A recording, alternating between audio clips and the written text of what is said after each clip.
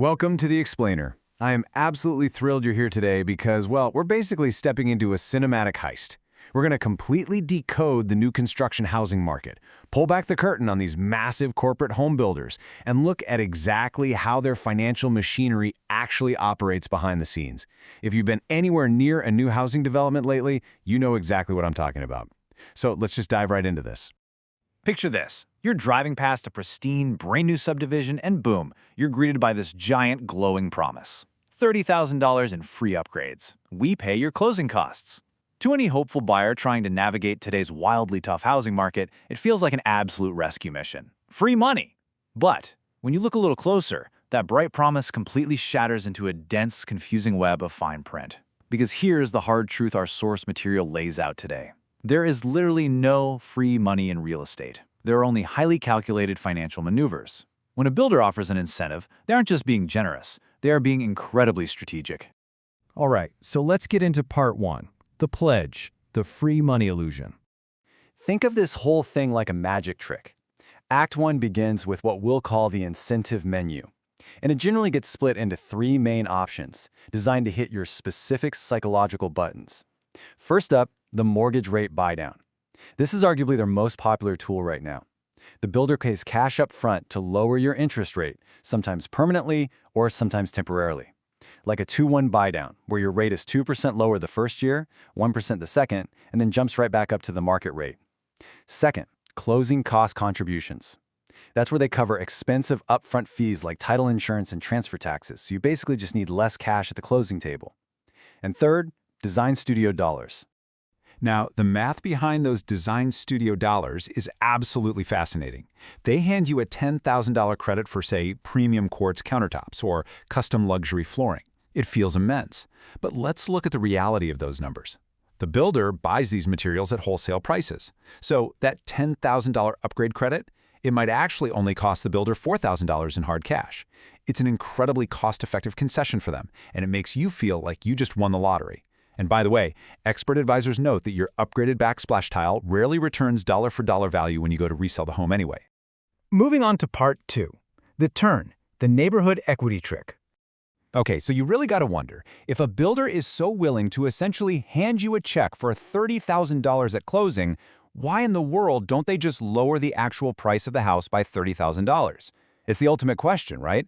Well, the answer lies in the intense pressure that corporate expectations and neighborhood appraisal values cast over these shiny new developments.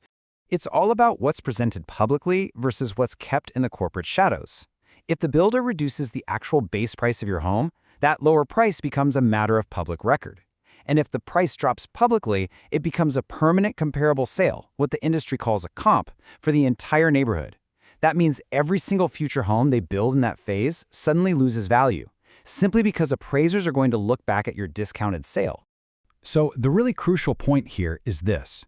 Keeping that base price artificially high is just a brilliant illusion. It protects those permanent comparables, it stops the existing neighbors, the folks who bought their houses just last month, from watching their equity vanish and flooding the sales office with angry phone calls. And honestly, maybe most importantly, it keeps those corporate profit margins looking absolutely perfect to Wall Street investors. The paper price stays pristine, you get the cash relief you desperately need through buried mortgage credits or upgrade allowances, and the builder protects their bottom line. Make no mistake, this setup serves the seller way more than the buyer. Which brings us to the third act, the prestige, the preferred lender trap. As our source material brilliantly puts it, this is where the math gets murky. The golden rule of new construction is basically this. You almost never get those juicy, generous incentives unless you agree to play by their rules. And that means stepping into what we call the preferred lender trap.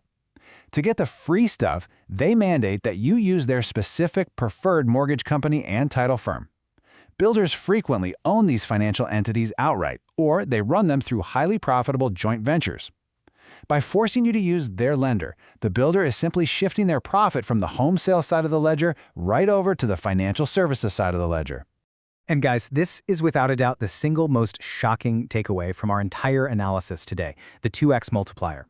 The preferred lender might gladly offer you a $20,000 credit upfront, but over the course of a 30-year mortgage, a slightly higher interest rate from that captive lender can easily cost you double the value of the initial incentive they handed you at closing.